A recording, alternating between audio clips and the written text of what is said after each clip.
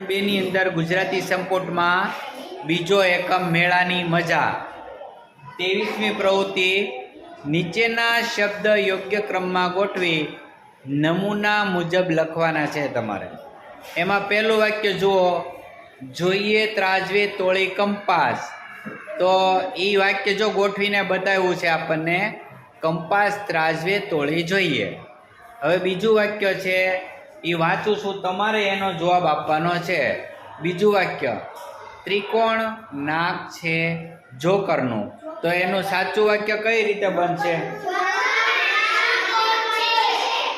જોકરનું નાક ત્રિકોણ છે। ઓકે, સરસ, ગુડ। ચાલો હવે ત્રીજું વાક્ય વાંચું છું, જયશ્રીનો છે દોસ્ત શ્રવણ। ચાલો એનો જવાબ આપો।